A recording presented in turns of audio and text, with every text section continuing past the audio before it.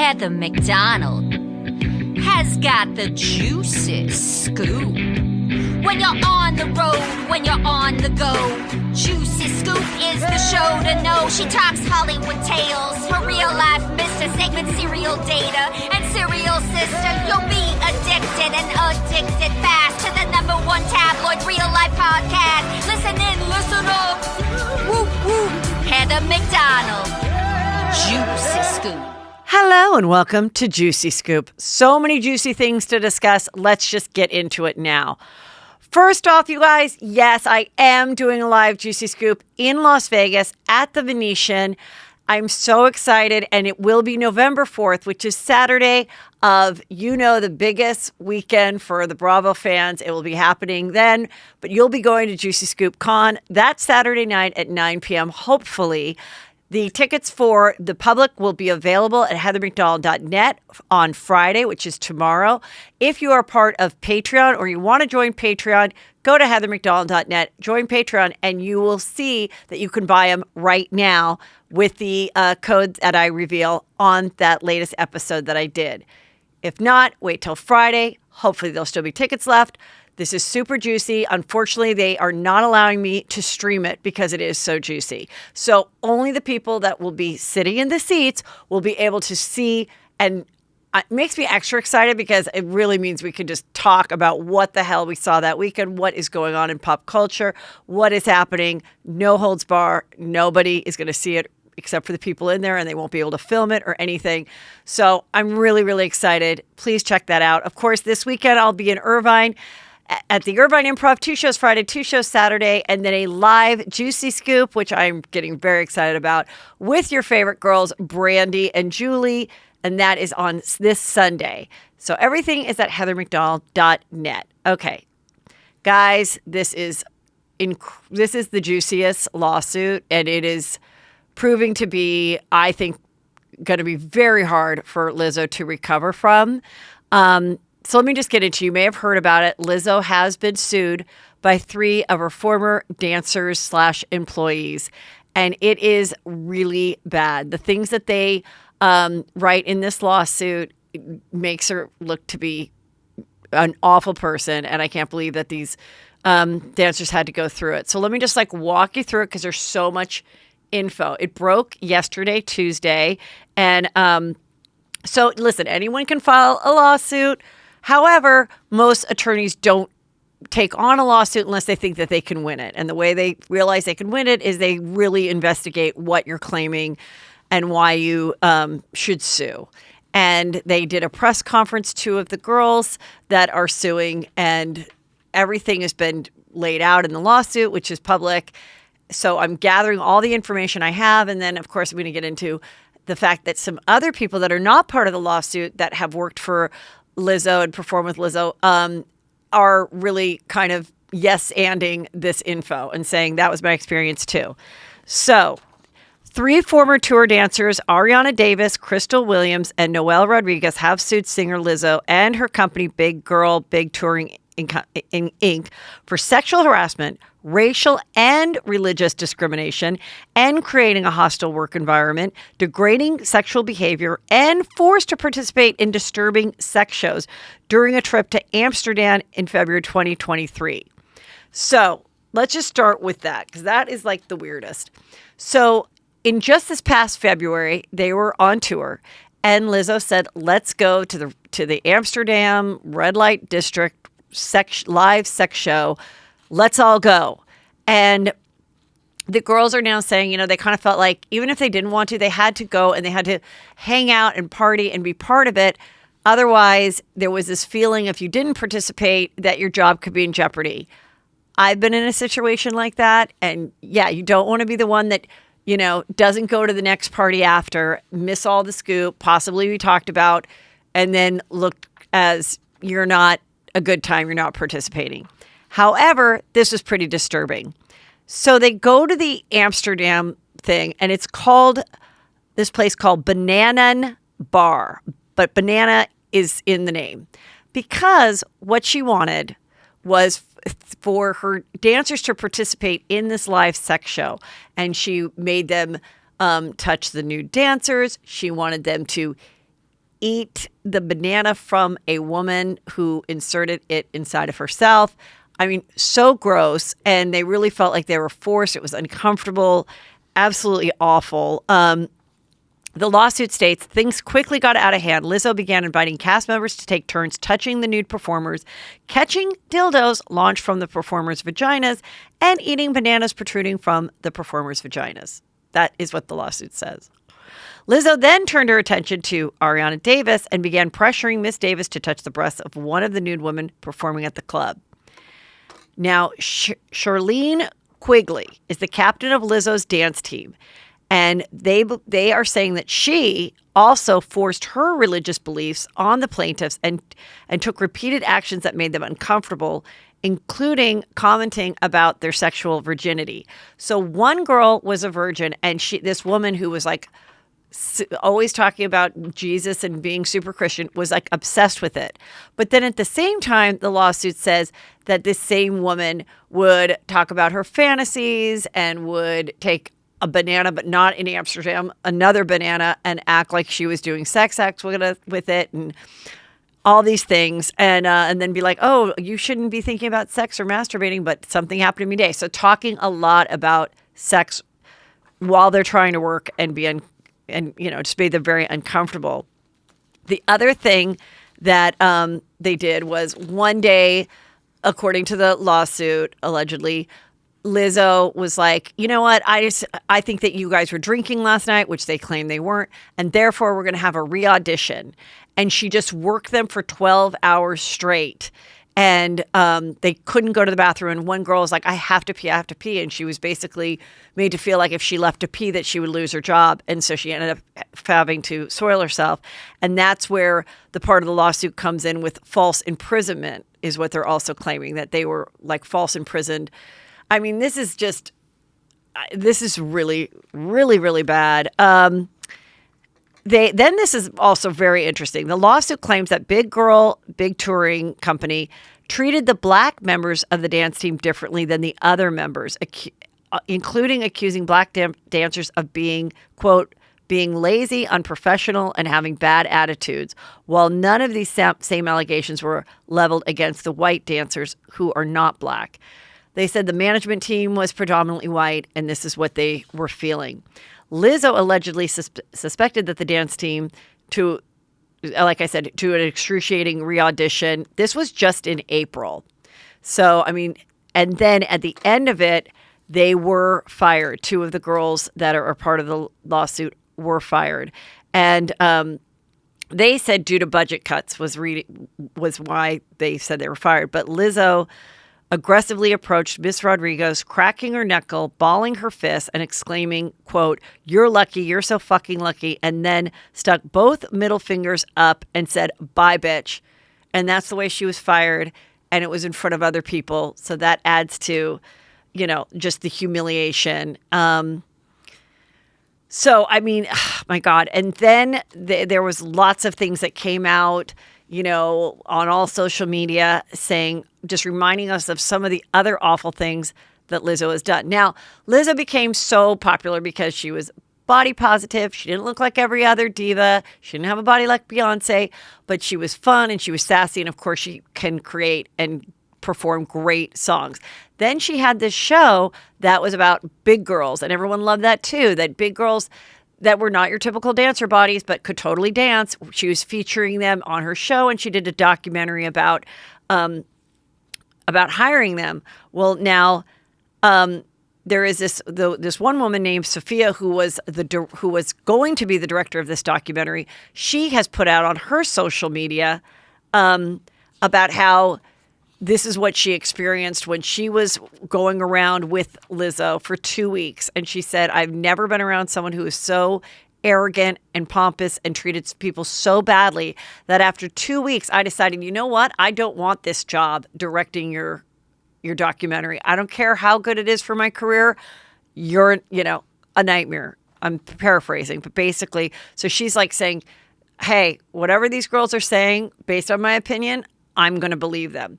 Then this Lizzo's former creative director also shared support for the lawsuit. This girl is named Quinn Wilson, And she said, for clarification, I'm not part of the lawsuit, but this was very much my experience in my time there. Big shout outs to the dancers who had the courage to bring this to light. And basically, the two girls in their press conference are like, we have decided to come forward because we just don't think anyone else should ever be treated like this. And we need to like warn the future dancers of Lizzo.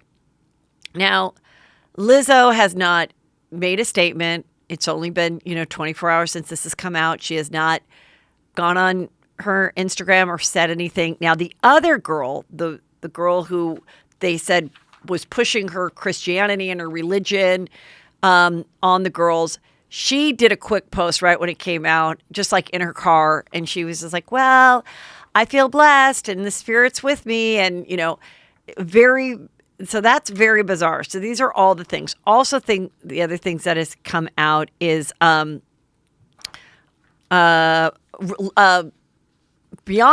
had a part of her song. She's on tour right now, where in the song she says a bunch of names, including Erika Badu, and she also said Lizzo. Like these are all these great iconic, Black female singers. And last night, after the news broke, someone filmed the concert, and we saw that she changed the name. She eliminated Lizzo's name from the song and just said Erika Badu, Erika Badu, Erika Badu, Erika Badu. Now, also, I don't know if that was because she was giving an extra tribute to Erika Badu, because Erika came forward and said, put like two side-by-side outfits of her with this big hat on and Beyonce, and kind of was like, oh, I guess I'm everybody's stylist now. And I didn't know if it was like, thanks, girl. Like, you kind of want to get it out. Like, I did it first, but I'm not really mad about it. I'm like, oh, don't you have good taste? But wink, wink, just so you guys know, I wore this like 20 years ago. And Beyonce being like, you're right, girl, you're the queen. It could have been that. But it also could have been, oh, isn't this convenient? I'm going to give a little extra, props to Erika Badu, and I'm going to leave out Lizzo. Yesterday was J-Lo's birthday, her 54th birthday, and she did some bikini shots, and she promoted her alcohol line, and she was dancing on a table with all her friends to Lizzo. And I saw it, come through the feed of, whatever, she put it out on her social media, and she had the Lizzo song going. And I was like, well, she's probably enjoying her day, and everyone's probably just focused on her birthday. And this is the song they're dancing to, and they put it out. So, like, is it going to be one of those things where now you're going to, and I looked to see if anyone in the comments got that, like, oh, really, J-Lo? You don't know what's going on with Lizzo? But, yeah, for the hardcore Lizzo fans, this is just a really hard pill to swallow. I mean, again, you can say, let's wait and see. The fact that there's 3 of them, all experiencing the same thing. They will probably get depositions from other dancers that might have been present when the girl was forced to pee in her pants, or when she was fired, or when, they were at the Amsterdam thing. And if they get deposed, even if they're still working for Lizzo and want to stay working for Lizzo and didn't mind and had a great time eating the banana and like love every minute of it, they're going to have to tell the truth. At least they should. So we'll see. Now, could this all just get settled right away? I don't know. The only thing I found is that they're asking for $75,000. So it's not an outrageous amount, but I think that they wanted to come forward versus going to her and trying to just, settle out of court. They clearly were like, you know what? We want the world to know. So we don't want to settle out of court and sign an NDA. We want the world to know what a horrible bitch she was to us. And I don't know. I mean, I've always liked her. I've always liked her music. Oh, a couple other things that we were reminded of in the last 24 hours is when she was awful to the DoorDash person. Let me remind you of this story. Lizzo ordered DoorDash while she was at a hotel. She went on her social media and she's like, this is the DoorDash person. She had the person's name or whatever from the app. She stole my food. The DoorDash person claims, and I guess it was proven to be true, that she went to the hotel, and because Lizzo didn't call down and say, hi, I'm expecting DoorDash, please allow her to come up to my room 806, the The hotel didn't know. She probably used like a fake name. No one could figure it out. And after 10 minutes, the DoorDash girl had to go without delivering the food, without receiving a tip. Then the DoorDash girl starts to get attacked by all of Lizzo's people because she put it out there exposing this poor girl. So that was really screwed. Another person came forward on social media saying, I worked at a lounge in which the bill was $3,000 and she tipped $100. So there's just been a lot of things. She had, people wondered if there was a beef with Taylor Swift at all, or that she was just coming for Taylor Swift, though I always feel like Taylor would just like be above it. And people thought that because somebody at Lizzo's concert had a sign saying, I didn't go to Taylor Swift so I could go to you. And out of all the signs, Lizzo picked that up and showed it.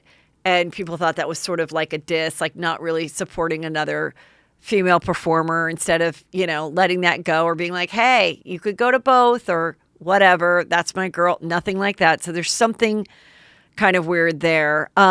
And like with the Beyonce thing, who knows if they were ever friends or if this was just part of the song because Lizzo's so beloved until yesterday.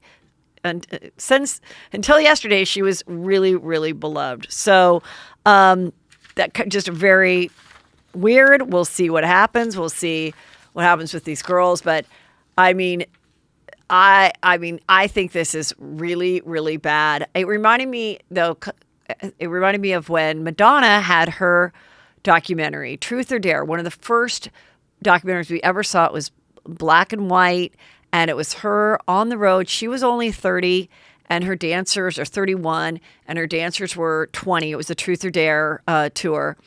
And they were all gay. And, that was kind of interesting to see because at the time we probably knew they were gay, but people weren't like out and living their gay life back then. And there was a lot of sexual talk and everything and hanging out, but it never nothing like this bullying and abuse of it. Oh, it reminds me of also, a little juicy scoop, Bravo history. Do you remember when in Real Housewives of Dallas, they went to Thailand and they went to the red light district? And I can't remember which housewife had an issue with it, but they went and they were like, they didn't bring cameras, but they're like, oh, we're going to go and see this show where the ping pong things happen. And then later on, people were like, that is really weird. And, and one didn't want to go, or one said I wasn't comfortable going. And I'm like, yeah, I think going forward, no, if you're going to go to these shows, which you have every right to go, and sex workers in other countries can do what they want or here. But yeah, I definitely would not force, even if you guys think you're best friends. Again, it's very hard when you're on tour, whether you're comedians or dancers or singers or on a reality show, and you're on tour or traveling. It's really hard for you to be like, wait, stop. This is a work experience. I did my dancing. I would like to go home and take a shower and not go to the red light district and eat bananas with you, Lizzo. I really wouldn't. I hope that means I can still have my job tomorrow. I don't think a lot of 20-something-year-old dancers who are on a huge tour having the time of their life, when everybody else is going in the van to go to the place, whether it's just getting a drink after or a regular nightclub or an uncomfortable sex situation, I think it's really hard to be like, no, I'm done for the day. I did my duty. I'll see you at 8 tomorrow. Goodbye. And not have that possibly affect the vibe, which then affects, you know what? Maybe I don't need to see that, big bummer over there coming on my next tour when the rest of the people tell me how great I am, eat the bananas and touch the new dancers when I say, and do whatever I want. And, so it sounds like she was one of those type of people. So we'll see. She's still extremely talented, but we'll see how long this takes and what the rest of the attitude is and how her fans react. Meanwhile, Taylor Swift gave $50 million in bonuses to everybody that worked on her tour, from the top people to the dancers to the truck drivers to the electricians. It equaled $50 million. And, of course, the tour made a whole lot. But that's always a really nice thing to do. And it was also really smart to get that out to the public, because when people give big bonuses, oftentimes it gets leaked somehow and you wonder, how did that get leaked? But you know what? It's still very nice and everyone loves Taylor. It's good for her. Meanwhile, Cardi B, who we talked about on the last show, threw the mic at the girl, not even the one that threw the water at her, after she said, splash water on me, splash water on me. Later on, a girl splashed water, but it hit her in the face. She didn't like that. She threw the mic, and it hit this other girl. And the other girl did report it to the police. So I assume there'll be a battery charge, and maybe she's getting an attorney. We'll see. I'm sure Cardi B will just want to settle that and make that go away. But the microphone is now on sale, for sale on eBay, according to TMZ. Cardi B's microphone from Las Vegas toss for sale on eBay. So if you want it, you can have it. Okay, this is moving to some good news coming from a sad story. Lori Vallow, worst mother on earth. Talked a lot about it on this show. This is the woman who was on trial for killing her 2 kids, and she has gotten life sentences. She's been convicted of murdering her 2 children, Tylee and JJ, and conspiring to kill her husband's first wife, Tammy. She has been sentenced to life imprisonment without parole, and she was convicted of the plot that stemmed from the bizarre doomsday prophecy. So she thought her kids were zombies. She thought the world was ending on July 11th of 2 years ago. And, she thought she was a goddess. She denied murdering her children. And she said she had a near-death experience all this time. So it was just weird. But here's the 5 most disturbing things that she said since she was arrested. Lori on the murders. Jesus Christ knows the truth of what happened here. Jesus Christ knows that no one was murdered in this case. Accidental deaths happen. Suicides happen. Fatal side effects from medication happen. This is what she said. Lori on her ability to communicate with the dead. Quote, because of these communications, I know for a fact that my children are happy and busy in the spirit world. Because of my communications with my friend Tammy, I know she is also very happy and extremely busy. Tammy is the wife of the guy, Chad, who is also, I don't know if he's been convicted yet, but Chad was her husband, her 4th or 5th husband. Tammy was his wife. Tammy died mysteriously. But she said, it's okay, Tammy and I are friends, and she's really happy not to be on the spirit world. So that's great. Then Lori on her mission from Jesus. I was told by Jesus that I needed to go back and complete things I had promised to do before I was born. So that's why she was doing all this stuff. God, you guys. Lori on her children visiting her from the grave. She literally said this. Lori said about Tylee. She commanded me and she said to me, stop worrying, Mom. We are fine. She knows how I worry. But she's happy and just very busy in heaven. My daughter's just, she's so busy in heaven. And then on JJ, she said that JJ came to her and said, you didn't do anything wrong, Mom. I love you. I know you loved every minute of my life. And then Lori claimed that JJ is now an adult spirit and he was very tall. I mean, I didn't follow the trial as much as I followed as we were like, why the hell is this woman not arrested? So I guess she didn't I don't know if she even tried to say I'm insane, which would have been my defense. But maybe she really believes this and she's not insane. I don't know. I guess they decided she wasn't insane. Who cares? She's doing life in prison, which is what we all wanted. So good. You guys, the Canadian president, Justin and Sophie Trudeau, Canada's first couple, they are getting divorced after 18 years. They just said, they just did the typical thing that everybody does in Hollywood. We had a mature talk. We've decided to split up. We are going to raise the kids together in a loving way. They're, in fact, going on vacation together right now with the kids, but they're divorcing. And I do think that's really pretty juicy because never in our American presidencies has there ever been a divorce announced while somebody was sitting in office. In fact, I don't think any president, I mean, unless we're going back to the night, 100 years ago, but in my lifetime, no president has ever gotten divorced while in office or after leaving office. It's just kind of interesting that I don't know when the next Canadian election is. I don't know if it's years away, but, I would think most people who are unhappy would maybe try to fake it or stay together until something is big, but maybe it doesn't really matter in 2023. And they're like, good, we're so glad you're being mature about it. Half the people in the world get divorced. Like, it's nothing to be ashamed of, whether you're leading a country or you're just an average guy. I don't know. But he is pretty attractive and he's very well liked. And so could this be someone for Meghan to pursue if anything was to happen with her and Harry? We've been talking a lot about it. I saw that they're on the cover of People magazine, people speculating.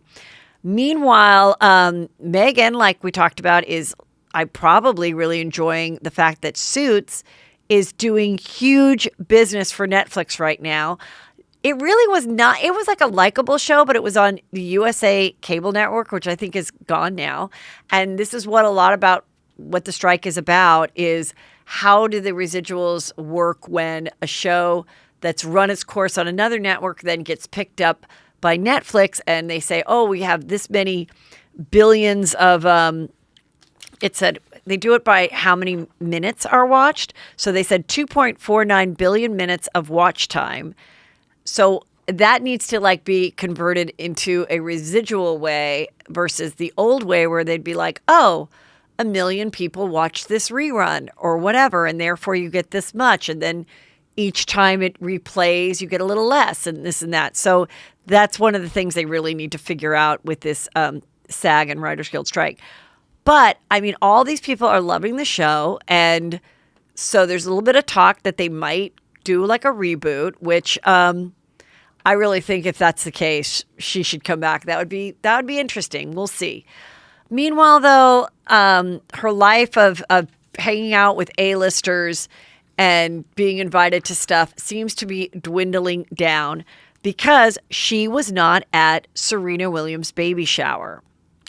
I think this is pretty significant of a friendship that it wasn't really that strong to start with and has definitely dwindled down. Maybe there was a specific reason, or maybe Serena pulled away, didn't answer so many calls, didn't want to lend her jet or her home to her anymore.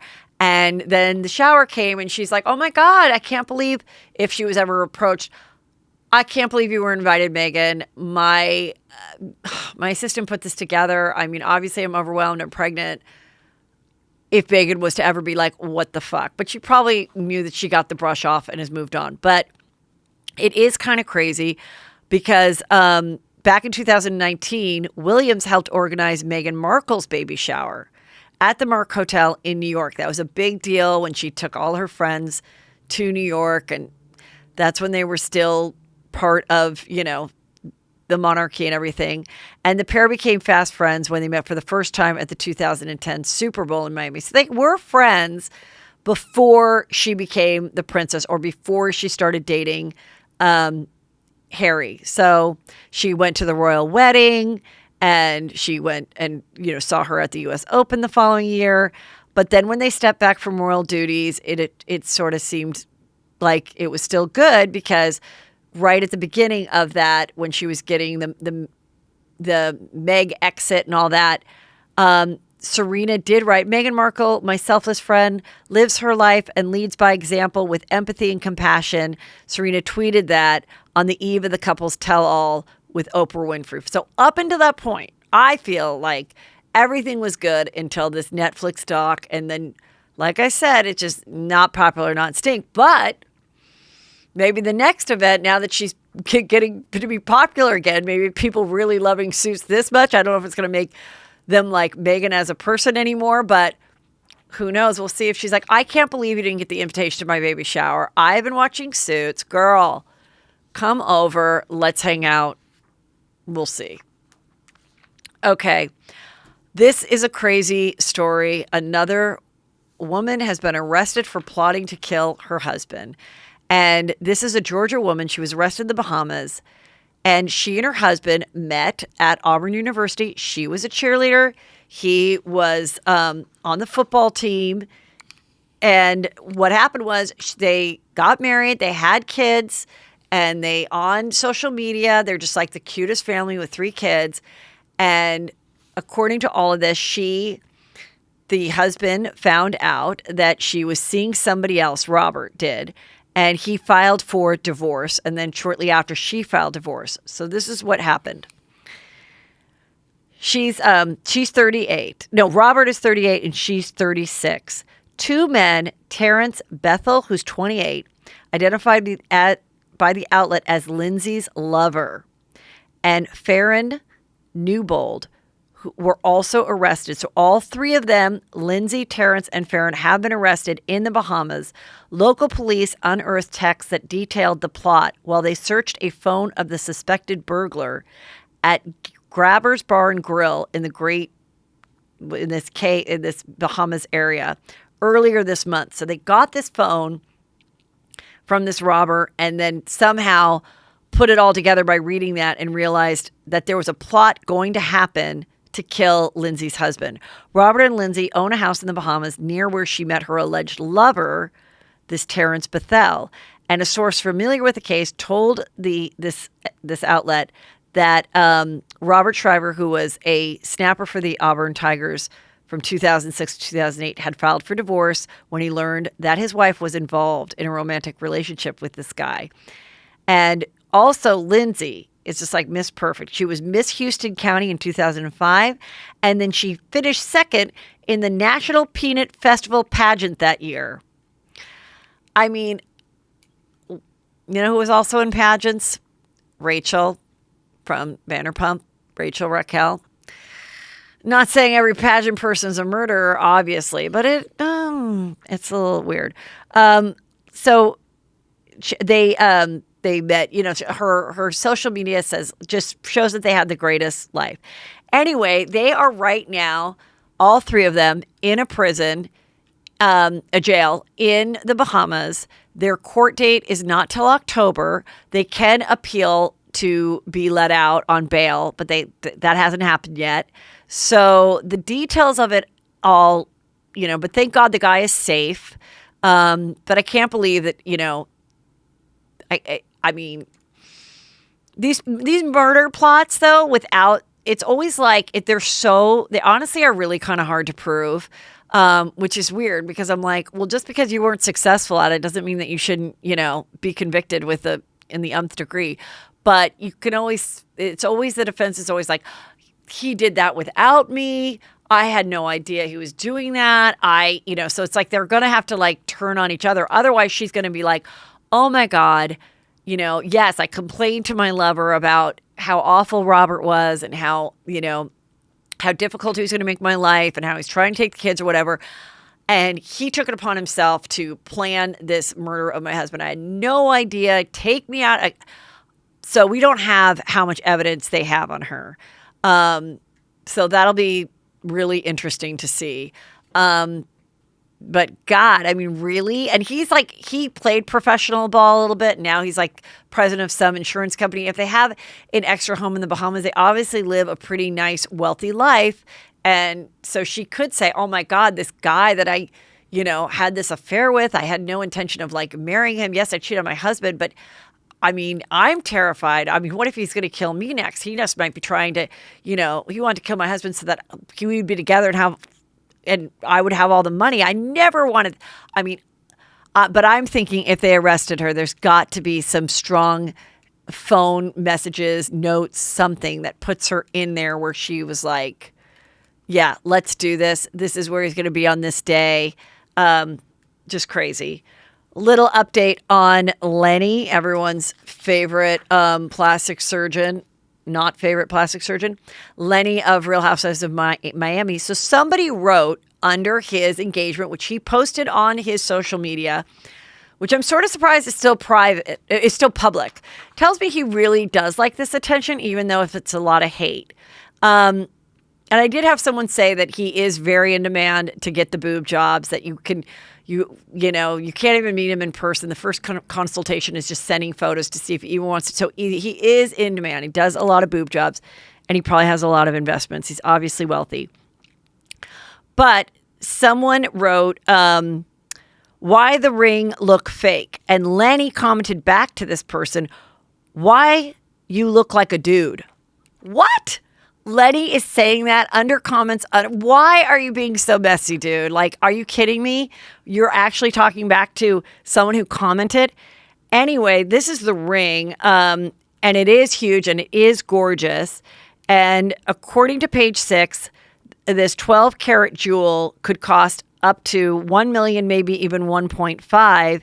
Last year, Lisa, his soon-to-be ex-wife, showed off the upgraded ring Lenny gave her, and that ring was estimated at $750,000. So the ring that the new fiance has is approximately twice the price of the last ring he gave to his former wife-to-be. Current wife, but soon-to-be former wife. So good for you. I mean, are you kidding me with this? Gabby from The Bachelorette. You remember Gabby? She's real cute. She was the one that then she and the other girl who both got to the end of the line, they then did it together and were bachelorettes together. I didn't really watch that season. Anyway, she's gay. She came out. She has a girlfriend who's a comedy writer, and they're thrilled. And Gabby, I'd love for you to come on Juicy Scoop and talk about your journey, because she did get engaged to the guy at the end of her journey when she was co-bachelorette, and then they ended it after 2 months, and now she's happily in love with this comedian who's a comedy writer, and so which I kind of like, and they look happy, so that's juicy. Meanwhile, Kylie, according to TMZ, Kylie Jenner and Timothée Chalamet are still dating. Still dating. We've never seen a photo. We've never heard anything. I don't know. I think this is the fakest romantic relationship I've ever heard. And I really feel like the buzz is just not happening about the Kardashians as much, which who cares? But I mean, I just think this is the fakest relationship. I need to see them actually making out to dinner. So listen to me, Kardashian Timothy camp. You guys need to, if this is real, then let's see you really out. And if it's not real, but you want us to be real, then you need to go out and do like a fake kiss, a fake walk, go to Target, tell the paparazzi to catch you pumping Kylie's gas, something, because seems very BS. All right. Before I get to my juicy interview, I want to remind you guys that Chris Frangiola and I are coming to Red Bank, New Jersey on August 10th. Then we're going to the Foxwood Casino in Mashantucket, Connecticut on August 11th. August 12th is Huntington, New York, Long Island. So definitely go to that. This is all with Chris. And then I'm going to be at the West Hamptons Beach Theater in New York, of course, the Hamptons, on August 18th. All of these dates are at heathermcdonald.net, including the Vegas one on November 4th, and of course this weekend at Irvine. Now I'm very excited to have a very juicy interview with Kimberly Archie, who's got all the scoop on the latest with Erika Jayne and what is going on with their latest meeting and what really went down. Here we go. I have return guest Kimberly Archie from the scandal of all scandals, what is Housewife and the Hustler. You've been on, I think this might be your fourth time. Welcome back. And you have some real juicy scoop. There's been some major changes from the beginning of the story. So this is about Tom Girardi. And let's just update a little bit to the people that are just listening, quick, of who you are and your history with Tom and with some of the victims and where you are today. Well, I was a legal consultant for Tom, primarily on sports injury cases for a number of years. A lot of people heard of the NFL concussion case. I worked on that. I met Tom when my friend Kathy Regomez, who a lot of people know her son, Joe Regomez, as the burn victim from The Housewife and the Hustler and all the articles, when they hired Tom for their case when they were involved in the San Bruno gas explosion. And, then from there, sort of, here we are today. So when it was all going down, when it first began, which was somewhere during COVID or whatever, somehow someone let me know about you, or I saw your Twitter, and we started corresponding, and I was like, can we talk on the phone? And you said yes. And I'm like, would you be willing to come in? I was scared at first. Yeah. It took me a little bit to say, okay, all right, I'll do it. And in the previous interviews that you've done with me, we got to kind of see what the life was like working for Tom, that he was very generous to you, as to many people around him, employees or whatnot, as you delivered your work for him. And then there was, you said there was some suspicions of if everything was really on the up and up. And what an awful position to be in then when you realize that while you're working for him and your best friend who's been through hell and back is his client. Right. And then when you first realize that things may not be on the up and up, they had already been awarded their money. Yeah. Oh, yeah. They had been awarded their money. Which was $11 million. How much was it? Well, they had a confidential settlement, but what they ended up fighting about, in the end was this missing, $11 million. Oh, okay. Got it. Yeah. And so a lot has happened since then. And Erika Jayne, his now, I don't know if are they legally divorced yet? No, I don't think so. I think pretty much because of the bankruptcy and some of the other legal issues that it's sort of just sitting there. Yeah. We saw her in the last 2 seasons, especially the first season. Has it been 2 seasons since this has gone on? Yeah, we went through 2 seasons, and last season was really, I think, the tougher one because remember the episode where they're, talking about the victims, and she's saying, I don't really even know if there are any victims. Right. And so that's what I would say would be sort of like ground zero of what led to her coming to my event. So let's jump to that. So here you are at this event talking to Erika Jayne. Explain to everybody what the event was. This was a couple weeks ago and what happened. And how this happened, how she ended up showing up. So it's like a year-long thing because so after that episode came out, some of the victims and I were all talking amongst each other. And, some people were really upset, like, hey, my stuff's been proven, like my friend Kathy and like Josie Hernandez, who people saw in the Hulu doc too.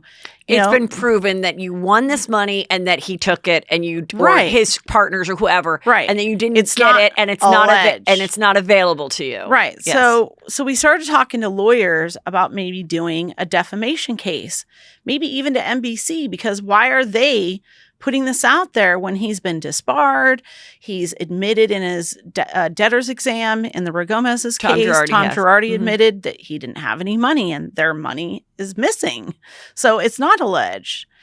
But after talking to some lawyers, it just felt like they wanted to use the scenario for like publicity. I was like, God, trying to use like her being on this big show really to their benefit. I don't think that's going to be helpful. So eventually I just said, well, why don't I call Erika's lawyers and talk to them?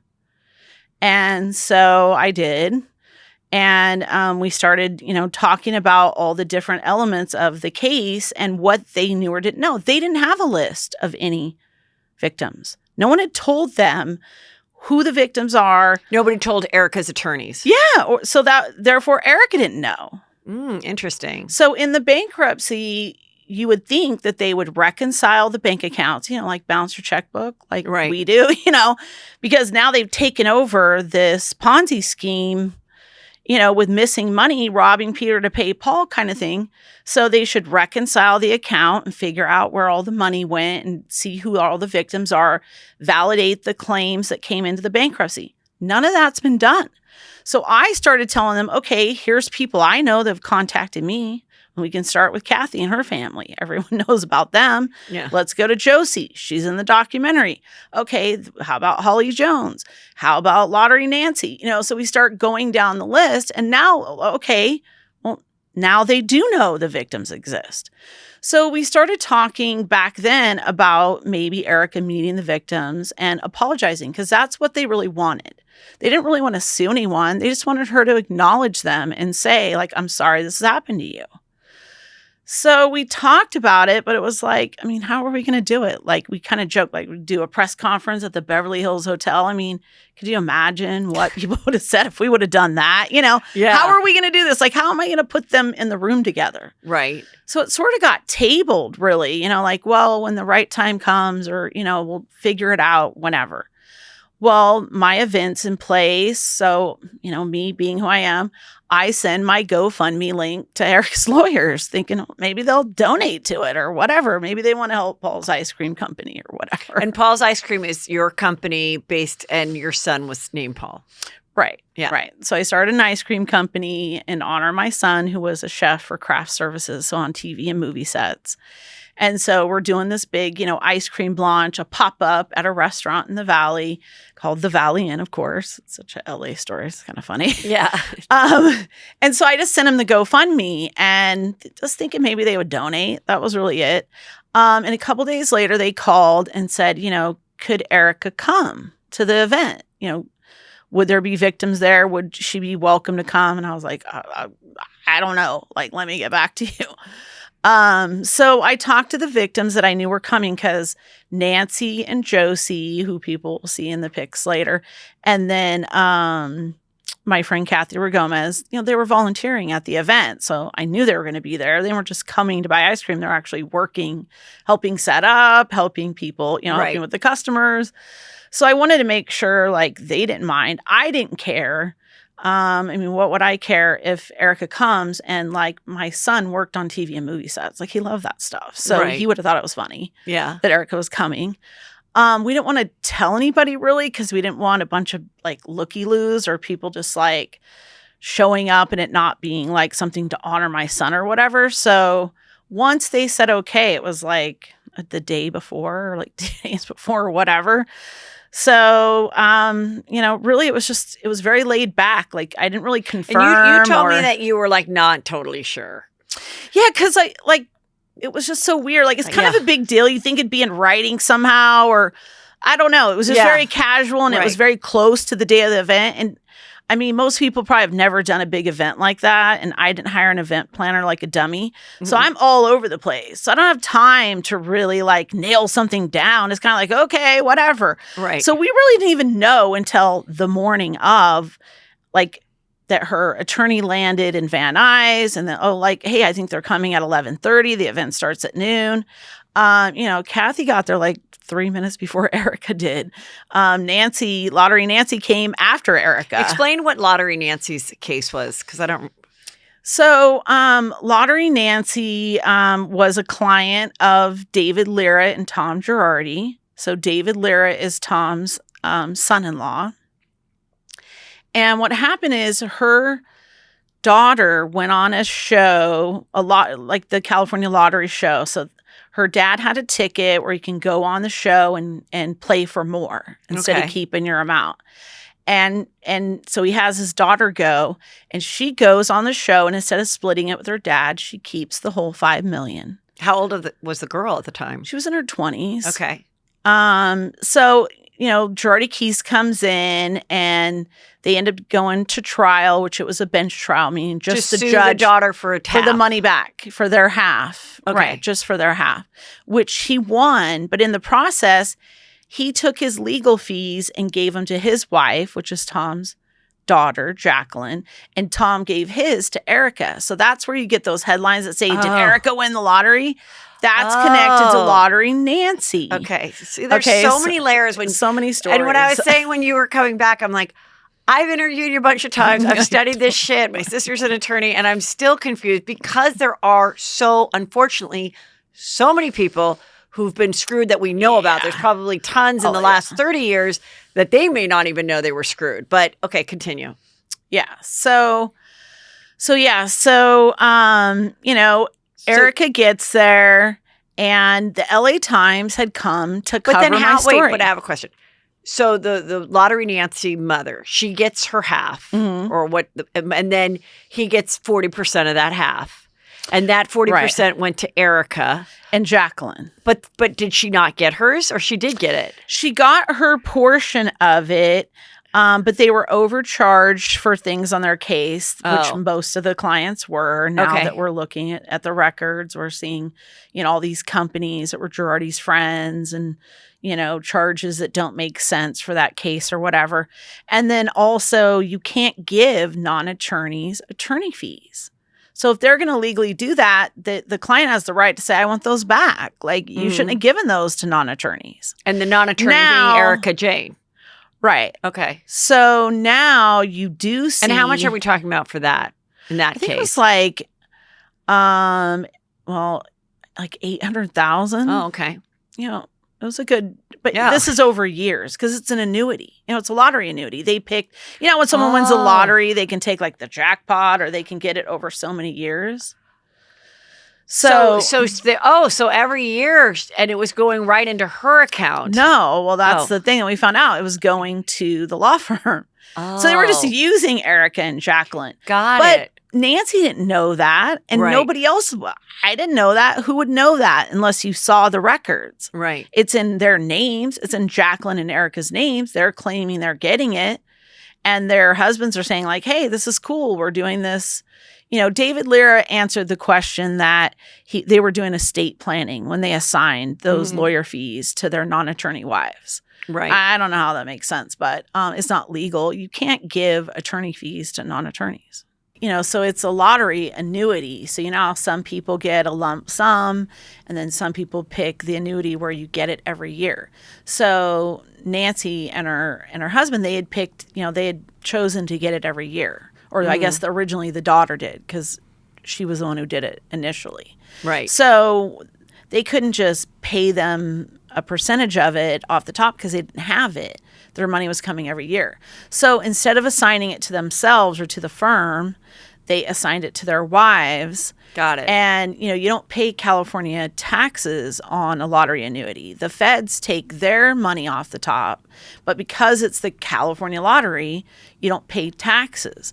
Well, why wouldn't a lawyer pay California taxes on their lawyer fees? Right. The work they did. Oh, okay. So it's just kind of a little mini scam in the big scam kind of Right, thing. right. So that's why these are all confusing because Yes. you have the bigger scheme of it, and then you have each individual, you know, story. And Right. there are, you know, thousands of victims over 40 years. I mean, the bar says they had complaints back to 1982. So, okay, so she arrives and looking pretty, but I think a great choice of outfit. Just like kind of classy conservative, some nice slacks, a pretty blouse, nothing crazy. I mean, it's not like her clothes were cheap or the purse. I mean, it was all designer, nice stuff. Yeah, but it wasn't too much. I didn't feel, I mean, you know, it's an event in honor of my son. Yes. So obviously, you know, even having like the LA Times there, it was a little anxious for me because, you know, these are my real friends. This is my real family. This is a real event. This is in honor of my son. It's his name on it. You know, I want people to act accordingly. So it was like nerve-wracking a little bit. So I was relieved when I saw her that, you know, she didn't come in like giant heels and just something like you're at the Valley Inn in Sherman Oaks at an ice cream thing. You know? Yeah, We're all right, like, right. you know, like side-eye, like, what do you have on? I But thought no. it was a perfect outfit. Okay, so what was the first hello, hi, hugs, weirdness? What was that like? Yeah, so when we first saw Erika, we were all in the room. It's called the John Wooden Room, which John Wooden, the UCLA basketball coach, used to go to this restaurant, and this is his room dedicated to him. Okay. Some of his books from his library are in there and everything. So we're sitting in the John Wooden Room, and me and Kathy and Josie Hernandez are sitting there. Nancy's not there yet. And Erika comes in, and I get up to go over to her, and I'm going to shake her hand, and she offers to hug me. Okay. So we hug, and then she hugs Kathy and Josie, and we all sit down. And it was, you know, when you sit down, it's like you could cut the room with a knife, you know, so you get really uncomfortable. Like everyone really doesn't know. And, you know, while there were cameras there, we didn't agree for, you know, we just wanted to have this chance to meet Erika. We didn't want like anyone throwing questions at us. Like it wasn't like that. So obviously, so to be clear, there are no Bravo cameras. I would have never agreed to that. Yes, and so did you guys eat or just sit and have water? Here in the photo, you're just having water. We just had water and we just talked. It went on for like an hour and 20 minutes. And tell us the broad strokes of it, like the juicy scoop of this convo. So, I mean, obviously, initially, Erika wanted to know, you know, who the ladies were and what their stories were. Kathy didn't explain hers because, you know, Erika already knew about the Gomez's. Right. Because she had seen Housewife and the Hustler and, of course, and she said that. I saw that clip. Yeah. You shared that with me, yeah. Yeah, she did say that she had seen it, but it had been like at the time that it came out. So it had been a little while. So Josie told her story, and Erika just primarily listened. And then, Kathy told her story, and Erika told both of the ladies, that she was sorry. That she was sorry for what they'd been through and sorry for, how things had come across. And, that... Did she explain why? Did she ever explain, like, that she came off insensitive on the show because based on what the lawyers told her, based on maybe a little bit of that is her personality, she's always, I'm cold as ice. And I mean, that is kind of her personality a little. It doesn't mean Yeah. And I mean, I would say, especially in this moment, she was definitely showing a softer side of Erika than what we've seen in the past. But yeah, we didn't really go over that part because over the months leading up to it, we had definitely all talked that out to the nth degree. You with the other victims or? Me with her lawyers looking at proof, like one of the things that I always said is Erika could end up in trouble for her taxes or, signing her taxes. Yeah. And so, one of the things that I wanted to know was like, what were their taxes like? Because if they're super complicated, like I was starting to maybe think they were, then I was starting to think, well, there's a new program for like innocent spouse for the IRS. So it's like, what does that program explain that? Well, it's basically like, and it doesn't matter the gender, but let's say your spouse has a business and they do stuff with their investors or other stuff, and you're just signing your taxes, but you don't understand their companies or their profit and losses or how this moved to here or whatever, or how this asset was sold and the equity in that was put into this business or whatever. And you can prove that in your marriage that you took care of the decorating or whatever, the vacations. Yeah, you were pole dancing. Yeah, and he was doing the biz. He was the only one that met with the tax guy for 20 years. You never even went to that meeting. He came home, you signed it, you put the big stamp on it. And so, in this case, if this had existed, Teresa Giudice may have never gone to prison. Right. Oh, maybe. And is this? I don't know that case very well, but it's possible. Is this just for California, or is this a federal thing? No, it's a federal thing. Okay. But is it in effect yet, or is just they're trying to get it done? It is in effect. Oh, okay. And I only know a little bit about it, but just sort of scratching the surface, and then looking at some of the complicated aspects of Tom's business, I'm like, I was having a hard time wrapping my head around it. Yeah. So I couldn't imagine somebody who's never worked in the legal industry. I mean, even if she hung out at the law firm for the first few years in her tracksuit, annoying the partners, which you witnessed. Well, and what people talked about even years later. That's not going to be enough to understand the taxes. So then, that question was answered. So we kind of went through this little laundry list of like, our real questions, and then also things that the partners had led me to believe, or led Kathy and I to believe about Erika. That, she's narcissist, she's really greedy, she was the demise of Tom Girardi. So we got into that a little bit. We asked her, you have a text from that. Explain what this text is.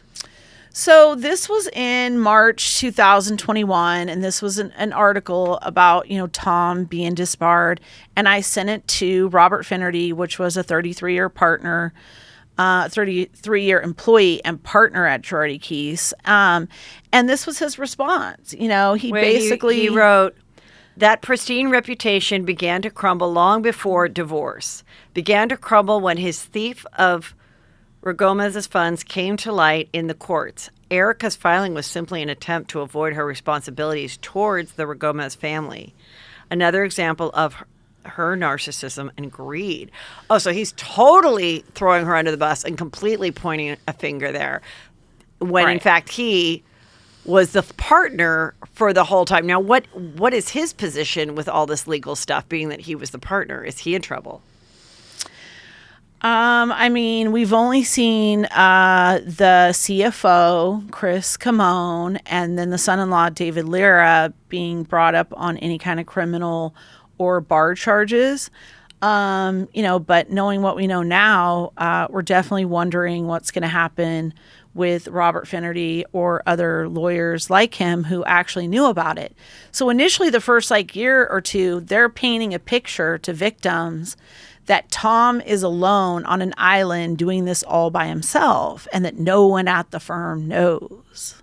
Well, that's not true. And we didn't have that evidence a year ago or 2 years ago. Now we've seen things for our own eyes, and we know that the other partners did know, not just the son-in-law. We always knew the son-in-law was like the heir to the throne of the Girardi case, empire, whatever. So we knew that he had a connection all along from the beginning. But the other partners, we were really, of the mindset that they didn't know that this was something he was doing. Now we see a bigger picture of the plaintiff's bar, the private judges that we talked about before. Remember that one TikTok lady who's really good? Yeah. She talks about all the private judging and the mediations. And that the legal lenders, are involved in this. So now instead of it being like Tom and Erika just by themselves, stealing all the money, spending it all alone, it's really there's this bigger picture of what happened. And I think too in the beginning that an attorney had told Erika not to apologize to the victims and not to really say much about the victims in general. Not that she couldn't talk at all. She's on a show. Right. But to not really talk about, the case itself or whatever. And I think it just played into the partners that were pointing the finger at her. Yeah. And, just who knows how long this would have went on if we hadn't called her lawyers and just asked. Why hadn't the lawyers representing some of these victims done that? Right. Because it didn't behoove them to do it. It was a lot more fun to point the finger at the trophy wife and sort of, here's the shiny, famous thing over here, and don't look at us. Listen, I talked a lot about it. And when I ran into her, I think it was at BravoCon last year, we were on the same plane. And, she was really nice and that she was like, how's your head? Because when I fainted and she saw that. And I was like, I don't know that she knows that I've even talked about it or not. But of course I was very interested. But one thing I did say was there's two things, either you are the smartest person on earth, or you really are that girl that you aren't formally educated, but you use your sex appeal and your smarts to get with a rich guy and enjoy the life that led you. And she did say in the beginning, I traveled all the world with him, but it seemed like in the last 10 years of their marriage, she probably, in my opinion, knew he was a cheater and had affairs, in my opinion. And when she shared that with the girlfriend judge stuff, I think she was getting so much hate at all the places and that the divorce wasn't real and they're in cahoots that she was like, he was freaking cheating on me. And then she shared that info, which then she, got in trouble for and had to remove. But no, I've always thought no, you marry a rich guy or whatever, and you're this girl and he's like, here's your card, spend whatever you want. And then when she started the Erika Jayne, enterprise, it was the same thing. Spend whatever you want. And the dancers and the choreographers and the people around her got paid well, and therefore it was fun. And I've said for a long time, no, I don't think that ever made money before Housewives. No. When you're going to performing at the white party and you have and you're going on a private jet to get there and you're housing 10 dancers and no, there's no money. And you probably had to pay to do it. And even if you sold any tickets, there's probably no money because you have such a big entourage. And it seems like any money that came in got put into the firm, into the Ponzi scheme. Right. Yeah. So it's like, Oh, and then remember she did say, Tom took my paycheck. Which also totally makes sense too. If you're in that kind of a thing where here's your card, okay, well, what do I do with this, check of whatever, significant check from Bravo, $25,000. Well, here it is, okay, because I don't get denied anything. So why after 20 years would you be like, oh no, this is my money now when you've been spending his money? That's like an appropriate situation when you think about it. And Tom would say stuff to me, Erika is getting her independence. Like, he was making it sound like, she was taken off and, would be able to have her own identity or whatever. Because before, in the beginning, she would be the spouse of the Aaron Brockovich lawyer or whatever. Yeah. Now Tom's the spouse of Erika Jayne on Housewives. Right. Which he was never really comfortable with people kind of flipping it like that, because he was definitely like old school guy where, I'm the superior, male being or whatever. And I mean, we did see those classic moments that you see, and you see it with a lot of couples, by the way, where when you're dining or whatever, and you think and the wife tries to, say, well, actually, and he's like, Erika,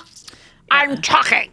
Like, and you're just like, okay. And she just sat back and she's like, somebody actually sent that clip to me that long ago. Yeah, but and I was all, oh, I was like, yeah. She just was like, I okay, never shut up. this is what it is. This is what it is, and that's why I don't care that you screw other people, and that's why I'm very happy not to go to Europe with you anymore, and I can be with my gay dancers, and I can get the love, and now I'm on the show, and you saw that. That was probably I think that was like one of the first or second seasons, because after that he was on it very little, and I would too. And if she my wasn't husband around came off horribly. She wasn't around after that. Like, Yeah. once she was on the show, like, I didn't see her at like the Christmas party or whatever. Oh. She didn't come anymore, after she was on the show. At least like not after 2015. Yeah, I think they were probably like they had their arrangement or whatever, and she probably was like. I literally think one of the seasons he was on like one day, like the whole season. It was, she got him his styrofoam cup of coffee and she was like, hey, babe, and then he waddled off. And then there was like another time where she had her moment crying, thanking him for getting her to a place where she's actually get to perform on Broadway. And then that was cut short because of COVID. And then all this shit went down during COVID. Right? Yeah, it definitely blew up at like a moment where she was actually getting some traction, and, hey, we've all had our opinions about her talent or whatever. And, I mean, that's still, everyone has their opinion about that. Right. I mean, she does have a residency though now, so that's interesting. And you're going, right? Or you plan on going? So we're talking about going to the to like the opening, the first night of her show or whatever. We really have like started a genuine dialogue between the ladies and Erika, and we really want to work together to make sure that all the victims get paid. And if we can find common ground doing that, I mean, to me, that was my biggest goal all along, was for the victims not to feel triggered every time a new episode airs, and for us to try to make sure that the victims don't get left behind. Right. And, we're really doing that. And in that is sort of this female kind of girl power bond thing. And, me and Kathy were saying, well, it started as a joke. I don't know. Everything in life kind of starts as a joke, I think. But, we should go to opening night and, support Erika, because she came and supported my event and was really genuine about it. And she offered to do whatever with Nancy or Josie. How can I help you? How can I lend my platform to you guys? And I don't, Erika's not the only celebrity I've been around. I've been around plenty of them. And some are nicer than others. And I did think... Thank you. I'm kidding. No, not pointing any fingers in here. But, I thought that she didn't have to offer, to Josie Hernandez, who's a real estate agent, hey, when I buy a house coming up, I'll use you as my agent. Well, I mean, now she better use her. Now that we said it, she better use her. Well, she said it on camera as a former realtor. I like that kind of loyalty. But so it's like, we don't want to just take it for granted because there were bad feelings. Like, you got to be the bigger person in all of this. Like, I know people are going to say, like, well, you made fun of her. You said stuff. Yeah, I did. And Erika said in the meeting, like, Kim's been very vocal. And I laughed and said, yeah, I have. And I'll continue to be vocal. It's not going to change. Right. That's my personality. And I feel protective, of the victims and my friend. And whoever is on their team is on their team. And she's offering to do that now. And that's what we all wanted. I mean, I think it's funny when people are like, it's too late. It's never the wrong time to do the right thing. That's a good quote. Can you explain the earrings to me? Okay, I'll try. The earrings are complicated other than they're really beautiful. What I'm really confused is, were there 2 pairs of earrings? What is that about? That like the one pair of earrings was worth $750. No, it's worth $1.5. But then she turned in ones that were only worth $350. But then Ron Richards bought them for $250. Now they've been told that Ron has to return them. I'm so confused. I don't believe that they'll end up being returned. Are there 2 pairs or not? Let's just start with that. I mean, I think that's up in the air. I don't believe there are. I think that there was a pair of earrings given to Erika, and that, Tom and this jeweler had their own little love affair going on, or relationship, whatever.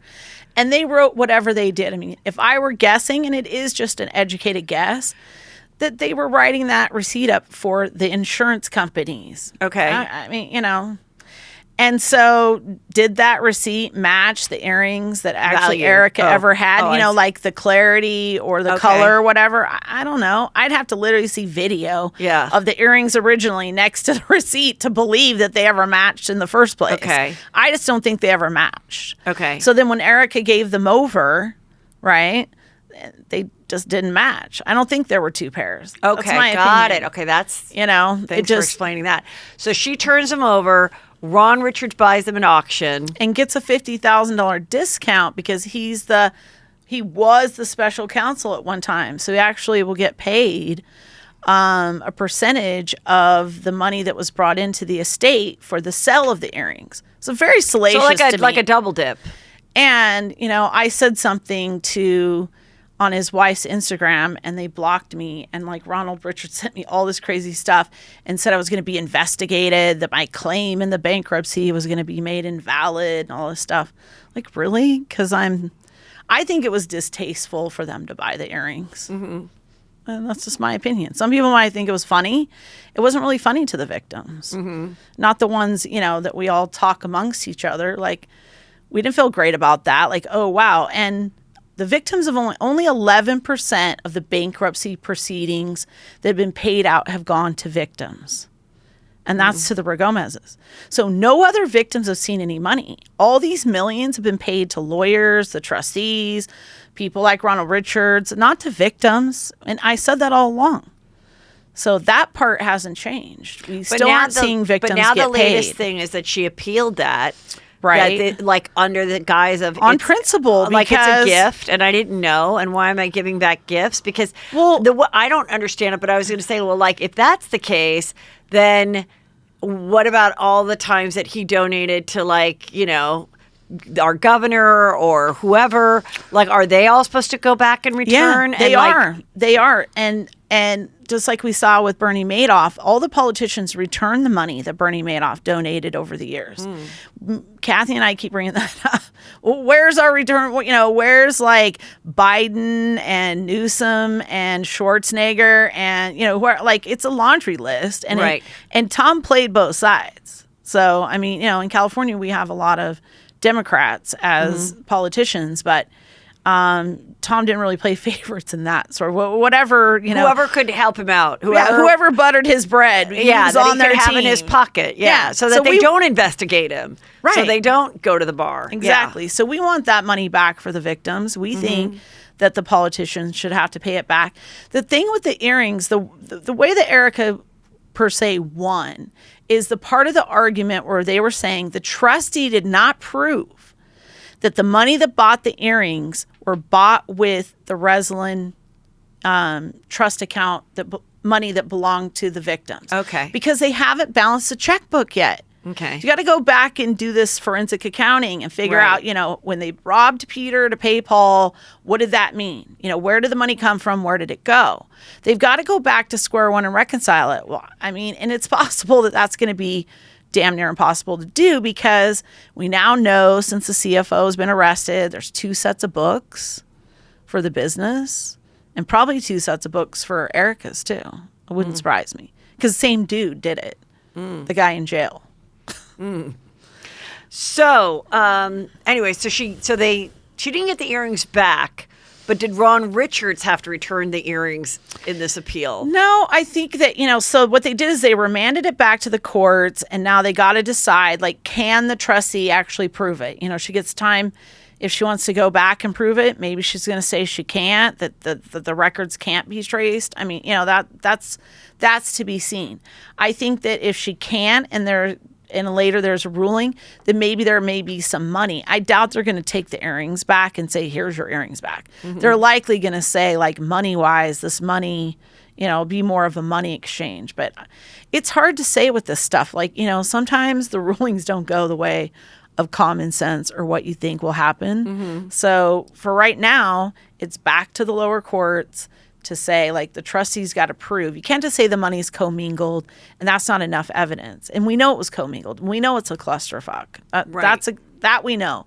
But you got to show it. You got to show your work. It's like, when you did math in school. Right. And your teacher says, I got to see how you got to this answer. Now, the next thing coming up is the Tom Girardi, if he is competent hearing. The last time you were here, you said you do believe he's competent and it's an act. Has your mind changed? A couple of people did not agree with what you said. Because based on what you were like, something about the way he walked or something told you that he didn't have it, and other people are like, she's not an expert and who would know? And listen, none of us are doctors or experts. That was just your opinion from what you gathered at that time. Now it's been like a year later. He might not be competent now. I don't know. He's in his 80s. Well, the government hired an expert who is an expert in malingering, which is like lying and faking that you have a brain injury or that you have dementia. And she's very highly qualified doctor in what she does. I mean, that's her specialty, is malingering, not just brain injury or brain disease.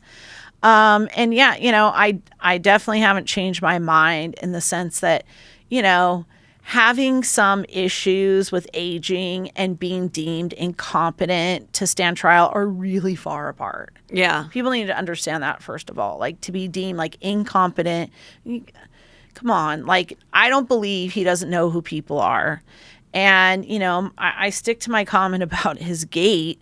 And, doctors will tell you, and it's one of the first things, if you talk to a physical therapist, people who are dealing with someone with dementia or Alzheimer's, they have gait issues, and you're going to address that. Explain what gait issues is. So gait is basically like your alignment of your body. So when you have brain dysfunction, it messes up like your spine and your hips, and everything's kind of out.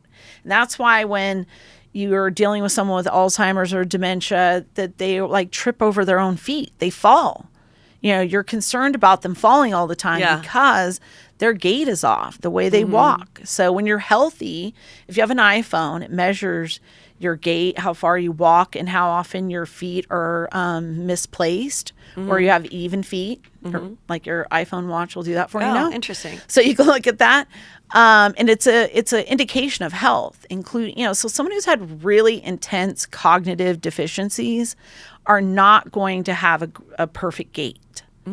And so the comment that I was making was when I was watching Tom leave from the initial hearing when he was charged criminally, he walked by himself for like 2 lengths of a football field and even walked down steps. An 80-something-year-old person with very advanced neurodegenerative disease isn't likely. Okay, it's not 100%. I'm just saying it's not likely. It's not probable that he would be able to walk like that by himself. And it was just interesting because he kind of walks like a turtle. And he just tried to walk like an even slower turtle. So he's just like, instead of, you can't really fake a gait issue, but you can go slower to try to look meek and mild or whatever. And they forgot to like hold his hand and shit on the way down. So, the aide forgot, like, oh yeah, he's old. We got to pretend he can't walk by himself. And he literally just like walked down, hopped down a step, no problem. I filmed it because I wanted to see it again to see if I was, like, did I just see him like walk like he always does, but just slower? I mean, I've sat at a table dozens of times and watched him walk to me, and imagine being like a young person who's supposed to be all excited to work with Tom, and you're sitting at the Jonathan Club and you're there early, you're all nervous. Like, I watched him walk up. I studied it, a number of times, like thinking, oh, wow. So I'm looking at him thinking, am I going to see something different? So it's the same old Tom.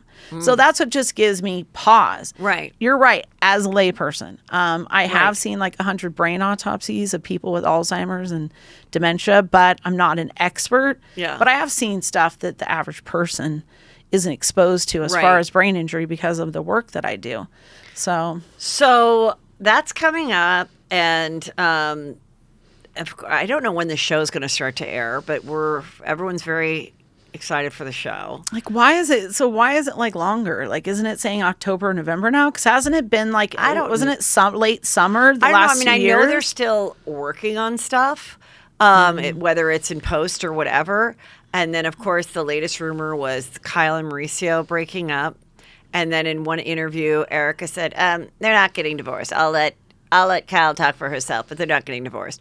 There's just a report that they were in Aspen together, she and Morgan, but I just saw the latest one is that she was with Kyle and they were snuggly wuggly. I mean, do a documentary. Sorry, Kyle was with Mauricio and they were snuggly wuggly. Oh. Yesterday or over the weekend, she was hanging out with Morgan Wade for the documentary.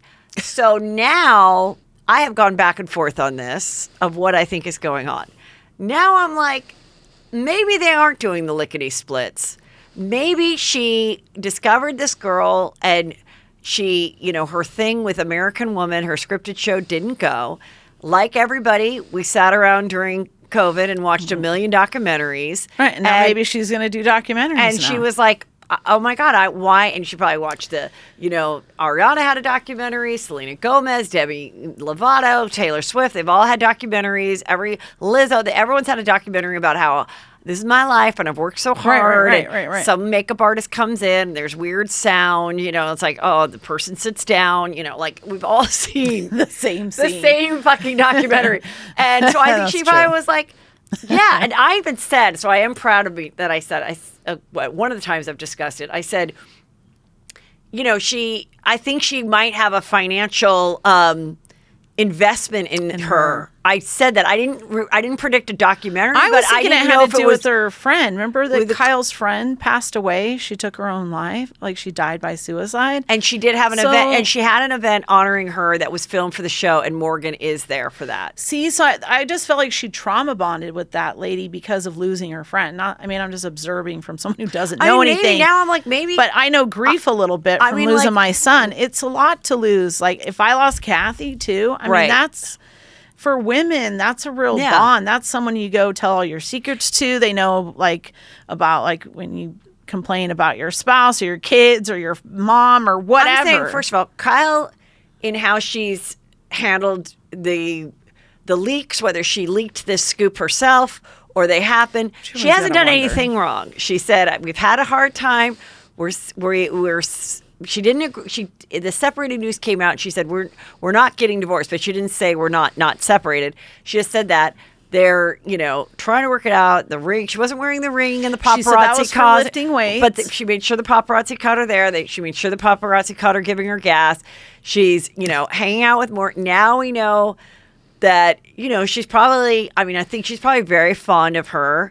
But maybe there isn't anything romantic. Maybe this was all a way to get people talking about her investment, which is this girl that nobody in my world knew who she was. What were the storylines going to be this year? I mean, I'm not an expert on reality shows, but it seems so quiet. And then Lisa Rinna's gone. She seemed to be the shit stirrer. Right. I mean, Rinna, I don't know. You lose Rinna. Kathy Hilton isn't appearing. Right. So any conflicts they're having or whatever, she is behind closed doors. So yeah, I think both things are probably true. I do think they've been married a long time. Maybe they live a little bit separately. Maybe it's been a little less time together. But I also think she found this girl and she's going to make her a bigger star. And she already got, when this scandal broke, that her album dropped literally 2 days later. So I'm like, wow, that was really great timing. And I said, Kyle knows what the hell she's doing. She's been in the biz a long time. I know. Not only has she been in the business since she's 4, but her niece is Paris Hilton, who literally is the forefather of paparazzi press, dropping bombs, dropping hints. Making social media work for you. I was like, yes. So, but that's a good point. But I mean, I think it'll be. Yeah, I mean, I'll always watch. I'm going to watch. I mean, I've always enjoyed Beverly Hills as one of the top shows because it's my town. It's my town. Kyle says it's her town. It's my town too. And so I think, and then we'll, hopefully see like a juicy different side of Erika now that the dust has settled a little bit. And, you know, and I do think that in all of it, and we've talked about this too, is that, you know, sometimes when you get involved with any kind of lawsuit or attorneys, or you know, even with my sister as a criminal defense attorney, you know, sometimes you're like, when there's like a horrible tragedy where like there's a car accident and the families were best friends, and, you know, even though it wasn't someone's fault, some child, whatever, somebody, and they're like, and then we never heard from them. They didn't come to the funeral. We never heard from that. And my sister's like, sometimes they say, you know, because it's this heightened thing and there's lawyers and criminal to just stay quiet, but then it gets seen as like, I can't believe you didn't come to my son and hug and kiss. And so like, I think that she got some of that advice, then had to then still reveal her life on the show. And she's still edgy. Like, she is like an ice queen thing. And yes. I liked the softer side of Erika, like the softer side of Sears. I don't know. But, you know, I mean, we all talked about it afterwards, and I'm sure people saw some of the quotes in some of the media after the event. You know, it really did change the minds. It doesn't really matter what I think. It's more of, you know, what Nancy and Kathy and Josie felt, you know, because they're the ones that were clients that had money taken from Girardi Keys. And so the fact they walked away and, you know, even afterwards, they sent me messages or texts saying, thank you so much for reaching out to Erika's lawyers back then and for this all coming together. I know it was like stressful during your event, but it actually worked out, and we're shocked and feel a lot better. That's all I needed to hear to know it was worth, you know, doing it. What people think about it, I mean, who cares? I care about what the victims think. Right. Well, I'm really glad you came, and tell everybody where they can follow you. And if they do want to enjoy the delicious homemade ice cream made from you, let's talk about that for a second. So Paul's Ice Cream Company, we have a website, paulsicecreamcompanyco.com. And starting September 1st, which is the 9-year anniversary of his death, you'll be able to order it online and pick it up at the Valley Inn restaurant and bar in Sherman Oaks. And you can always stop in there. That's our little sub home. So you got to have a commercial kitchen to make ice cream. So that's our home now. And so we're doing kind of like a partnership with them so that people can order online and then just pick up there. So you can come in, have a cocktail, or just pick up your ice cream and go. Yeah, and maybe you'll see the Vanderpump kids doing their spin-off The Valley. Right. Maybe they'll film there too and eat their ice cream. Hey, you never know. Yeah, it's you don't have to just go to Beverly Hills, baby. Hey, it's a big city. Yeah. Thank you so much. Thanks for having me.